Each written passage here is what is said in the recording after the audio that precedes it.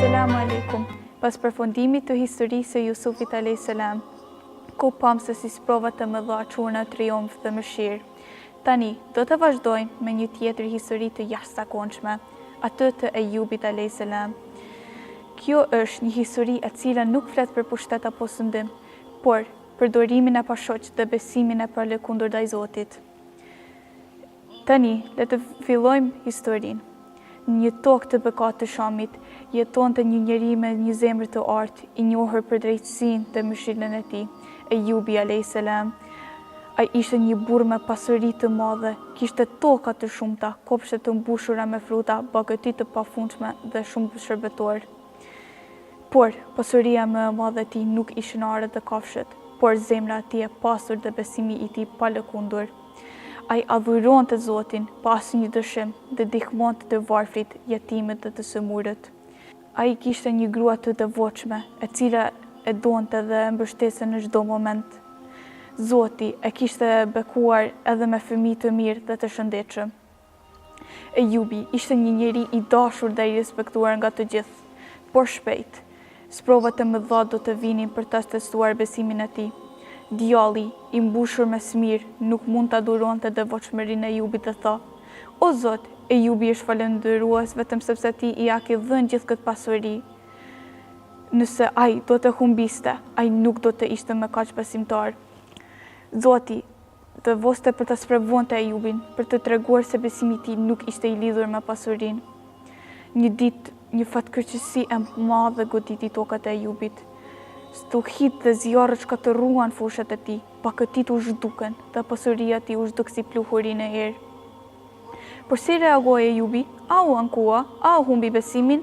Jo, në vend të kësaj, ai tha me qetësi: "O Zoti ma dha, Zoti ma mori, lavdi qoftë atij." Ai nuk ndryshoi, nuk u zemërua dhe nuk ndaloi së ardhuruar i Zotin. Por djalli nuk u ndal, ai tha: "O Zot, Ejubi ende po të adhuron, sepse ka fëmijë dhe familjen e tij. Nëse ata do të largoheshin, ai nuk do të qëndronte më i devotshëm."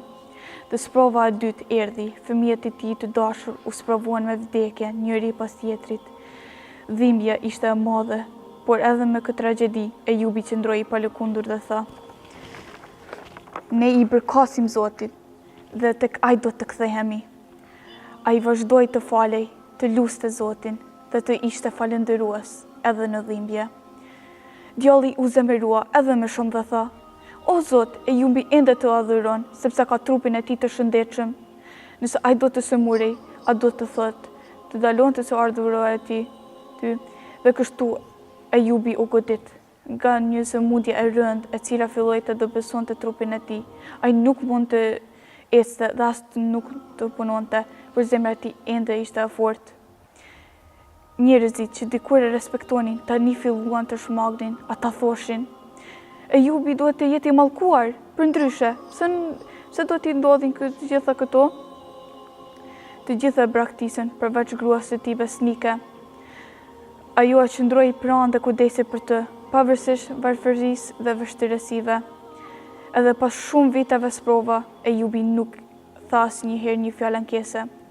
Ai e dinte se Zoti po e testonte dhe se ai duhet t'i duronte.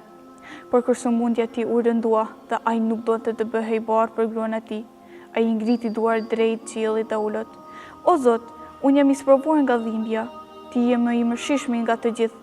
Ai nuk tha: "O Zot, më shëro." Ai tha vetëm: "Unë jam në dhimbje", duke e lënë gjithçka në dorën e tij. Dhe Zoti, i cili kishte parë durimin e tij të pashoq, i dërgoi shpëtim.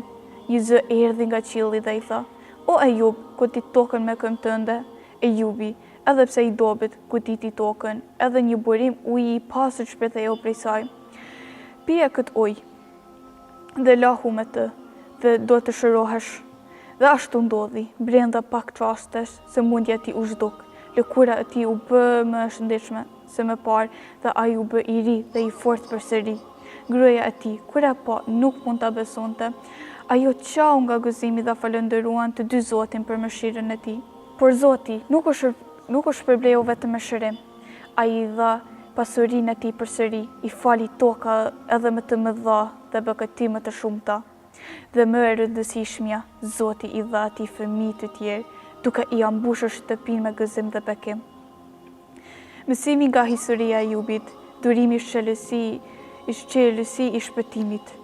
Sprovat nuk janë ndryshkim, por prova të besimit. Zoti nuk harron ata që e adhurojnë atë me sinqeritet. Ajubi a.s. bëhet shembulli më I madh I durimit dhe devotshmërisë. Një njeri që humbi diçka, por nuk humbi kur besim. Dhe në fund, Zoti është shpërbleu më shumë se që mund ta kishte imagjinuar ndonjëherë. Kështu përfundon historia e Ajubit, një profet që na mëson fuqinë e durimit dhe besimit të palëkundër në çdo situatë të jetës. Ajubi a.s. ishte mirënjohës si kur ishte I pasur, ashtu edhe kur ishte I varfër e I sëmur. Ne duhet të mësojmë të jemi falënderues për atë që kemi, edhe nëse nuk është gjithmonë e lehtë. Mitë të vërtet janë ata që ndrojnë pranë nesh, jo veç kur jemi mirë. Kur përbërëmi me vështërsi, është më mirë të përpiqemi të bëjmë më të mirën dhe të kemi besim se gjërat do të ndryshojnë, në vend që të ankohemi gjithkohën. Në jetë ndonjëherë ndodhin gjëra që nuk I kuptojmë. Mund të sëmuremi, të kemi ndonjë problem në shkollë apo të humbasim diçka që e duam. Por nëse jemi të dëruar dhe nuk dorëzohemi, gjithçka mund të përmirësohet me kohë. Edhe unë do të jem I qëndrueshëm se Ajubi në jetë. Gruaja është burimi I forcës, dashurisë dhe lumturisë në çdo shtëpi.